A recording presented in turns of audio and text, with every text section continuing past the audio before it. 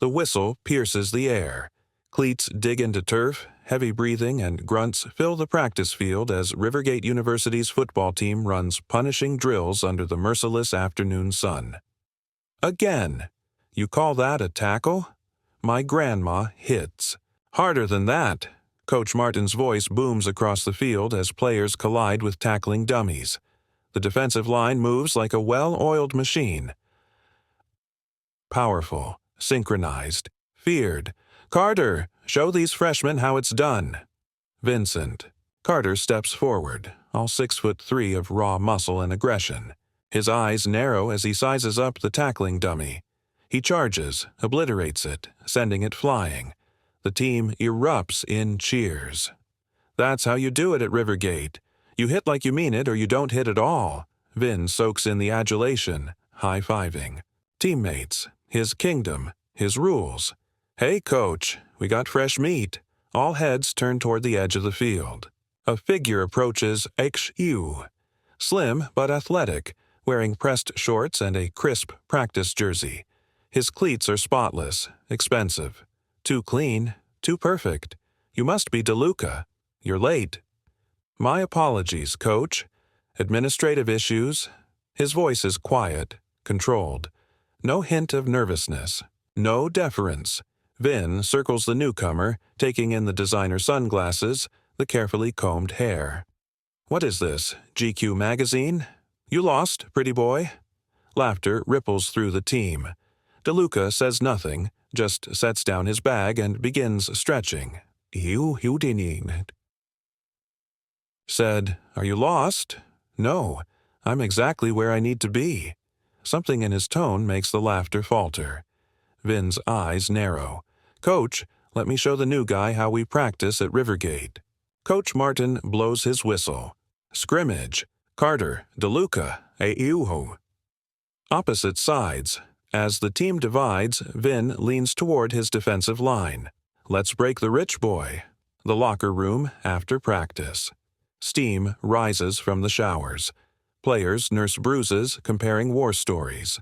DeLuca opens his locker to find it filled with mud. His clothes are soaked.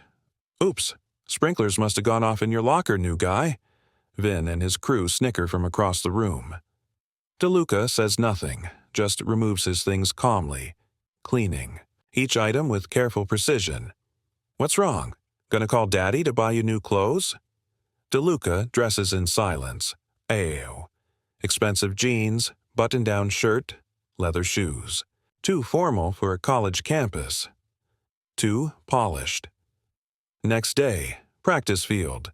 The team runs, plays. DeLuca moves with unexpected grace, evading tackles, finding gaps in defense. Vin grows increasingly frustrated with each successful play. Blindside. Him. Make it look like an accident. The hit comes from nowhere. Aero, vicious, illegal. DeLuca goes down hard. The team holds its breath. He should stay down. He doesn't. He rises, brushes off dirt, repositions himself. Again. The word carries unexpected weight. No anger, no complaint. Third day. DeLuca's cleats are missing. He practices in socks, never breaking stride, never complaining. Fourth day. His water. Bottle is filled with salt water. He doesn't drink all practice, doesn't falter. Vin's frustration boils over during tackling drills. What, Daddy never let you get your hands dirty? DeLuca's eyes flick up, meet Vin's for the first time. Something cold flashes in them. Oh. Gone so quickly it might have been imagined. After practice, Vin and 5 teammates corner DeLuca outside the locker room. No witnesses, no cameras. Hold him. 2 players grab DeLuca's arms. He doesn't resist. You think you're better than us, don't you? With your fancy clothes and your perfect manners. Vin steps closer, towering over him. You don't belong here.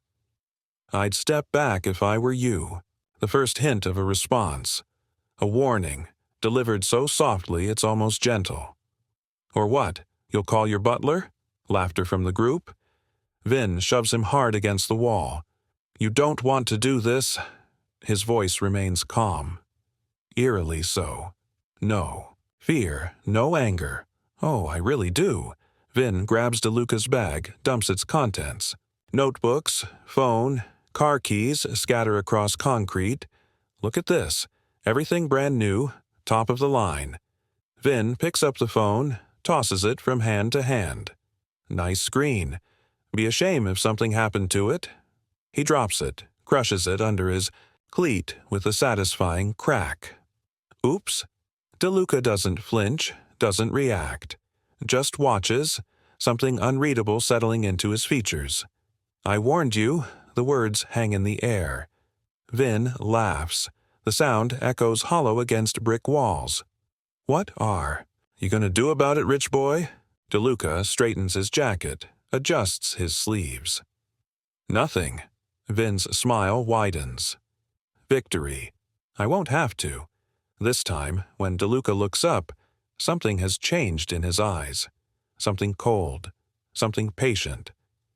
2 weeks later, practice ends. DeLuca's car sits in the parking lot. How? Tires slashed, windows shattered. Should have taken the bus, pretty boy. The team laughs, but something's different. The laughter sounds forced, uncertain. DeLuca inspects the damage, face impassive. One call on his new phone. 6 words. It needs to be handled, quietly. 20 minutes later, a black SUV arrives. Men in suits examine the car, take photos. They speak to no one, acknowledge no one. Next morning. Vin emerges from his apartment to find his truck detailed, waxed, perfect. Better than it's ever looked. On the windshield, a note. We fixed yours too. In the locker room, the atmosphere shifts. Whispers spread. Did you see those guys yesterday? They weren't mechanics. Shut up, man. It's nothing. But Vin's phone buzzes. Unknown number. A simple text. Stop, before it's too late. He deletes it, throws the phone in his locker. Nice try, DeLuca. During practice, Coach calls Vin aside. Everything okay, Carter? You seem distracted. Fine, Coach. Just fine. But he's not. Every time he looks up, DeLuca is watching him. Not with anger, with patience. Like a predator that doesn't need to rush. After practice, an underclassman pulls Vin aside in the parking lot. His face is pale. Dude. I looked him up. You need to stop. What are you talking about? DeLuca, his family. There's stuff online. Bad stuff. What, they're rich assholes? Tell me something I don't know. The teammate shifts nervously. Not just rich. His father, people call him Il Fantasma, the ghost. So what? So people who cross him disappear, like permanently. Vin sits in his apartment, laptop open, fingers trembling slightly as he types, searches for DeLuca family. Enzo DeLuca business. Il Fantasma. The results load. His blood runs cold. News articles about mysterious business acquisitions. Companies that changed hands overnight after their owners suffered accidents. Photos of men in handcuffs being led away by federal agents. Faces grim. Whispered allegations that never stuck. Cases that fell apart when witnesses recanted or disappeared. And there, in a society page photo, A2I. Luca, younger, standing beside a distinguished-looking man with silver temples and cold eyes. Enzo DeLuca, accepting a charity award. Respected. Businessman, philanthropist, rumored kingpin, a video from 3 years ago. Enzo leaving a courthouse, reporters shouting questions about racketeering charges. Beside him, Luca, wearing the same impassive expression he wears at practice. The charges were dropped the next day. The prosecutor took early retirement, moved to another state. Vin closes the laptop. The room suddenly feels smaller, too quiet. His phone buzzes. Another text. Some friendly advice. Apologize. Heart racing, he drives to campus. Night has fallen. The parking lot is nearly empty. He needs his playbook from his locker, needs to focus on football, on something normal. As he unlocks his car to leave, he notices it. A small black envelope tucked under the windshield wiper. His name written in elegant script. Inside, a single bullet. Nothing else, no note, no threat. Just the silent promise of what could come. He drops it, stumbles back, looks around wildly. The parking lot is empty. No one's there. But he feels watched, exposed. In the distance, he sees DeLuca walking to his car. Their eyes meet across the lot. DeLuca nods once, like they share a secret. Then drives away, taillights disappearing into darkness. Vin's hands won't stop shaking as he fumbles with his keys. The bullet gleams under the parking lot lights. A message that needs no words. 3 days pass. Vin jumps at shadows, flinches at loud noises, checks his locks twice, 3 times before bed. The bullying stops. No one touches DeLuca's things anymore. No one meets his eyes in the locker room. Vin returns home after a late study session. The door to his apartment is unlocked. He swears he locked it. Always locks it. Inside, nothing is missing. Nothing is moved. But something feels wrong. Like someone has been there, breathing his air, touching his things. He checks his closet, his dresser. Nothing. Then he sees it. On his pillow. His childhood teddy bear that his mother keeps at home, 200 miles away. It's missing one eye. He calls his mother, hands shaking. "Mom, is my old bear still in my room?" "Of course it is, honey. Right on your shelf where it's always been. His bank account, drained overnight. $3,000 gone. The bank has no record of any withdrawals. Must be a computer error. They'll look into it. Might take days to resolve. His car won't start the next morning. Mechanic finds nothing wrong. Then it starts perfectly. Gremlins, maybe. Or someone messing with the ignition. During practice, his phone buzzes constantly. Calls from numbers he doesn't recognize. When he answers, no one speaks. Just breathing. Sometimes what sounds like Italian music playing faintly in the background. Coach notices his distraction. "Get your head in the game, Carter. What's going on with you?" Everything's going on. Nothing he can explain. At night, cars drive slowly past his apartment. Black sedans with tinted windows. They never stop. Just cruise by, engines purring. He stops sleeping. Stops eating. His performance suffers. His best friend, Mike. His most loyal teammate, misses practice. Then another. No calls, no texts. "Anyone hear from Reynolds?" Coach asks on the 3rd day. Silence from the team. Averted gazes. He's fine. DeLuca's voice calm and certain. Everyone turns. Emergency. He'll be back next week. But his smile doesn't reach his eyes. And Vin knows, deep in his bones, that Mike isn't fine at all. Morning practice. Players stretch in silence, the usual jokes and trash talk absent. The air feels heavy, expectant. Vin arrives late, eyes bloodshot, unshaven, a shell of the dominant force he once was. His kingdom crumbling, his crown tarnished. DeLuca is already there, perfect form as he runs drills, not a hair out of place. He doesn't acknowledge Vin's arrival, doesn't need to. Coach blows his whistle. Line up, Oklahoma drill, a brutal exercise. One offensive player, one defensive player, head-to-head collision. No mercy. Carter, DeLuca, you're up. The team falls silent. Forms a tunnel. Waiting. DeLuca positions himself, poised and ready. Vin takes his place. Opposite. Their eyes meet. In that moment, Vin sees something in DeLuca's gaze. Not anger, not vengeance. Something far worse. Certainty. The whistle blows. DeLuca explodes forward. Vin hesitates, just a fraction of a second. Enough. The collision is brutal. DeLuca drives through him like he's made of paper. Vin hits the ground hard, wind knocked out of him. DeLuca offers a hand to help him up, a gesture of sportsmanship. Or perhaps ownership. The meaning is clear to everyone watching. The natural order has shifted.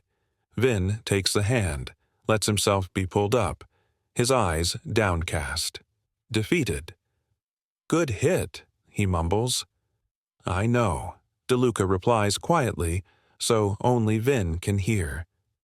For the rest of practice, Vin is quiet, takes direction without complaint, defers to others, stands at the back of the huddle instead of the center. In the locker room afterward, the space around DeLuca's locker has expanded. No one crowds him. No one invades his space. Respect given freely, or perhaps taken.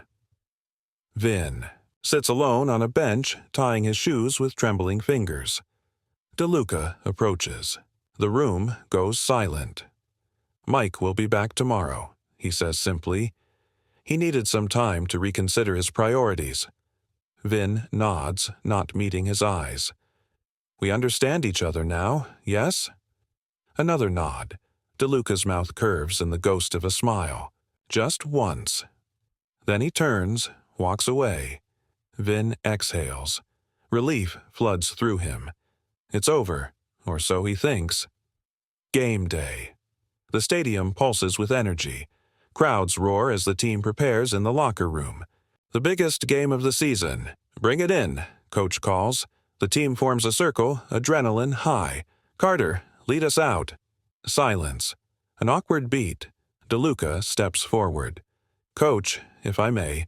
No objection from Vin, no challenge. The shift in power is complete, unquestioned. Coach hesitates, then nods. DeLuca speaks, his voice carrying weight beyond his years. The team hangs on every word. Even the assistant coaches lean in. Today isn't about intimidation. It's about respect, earning it, keeping it.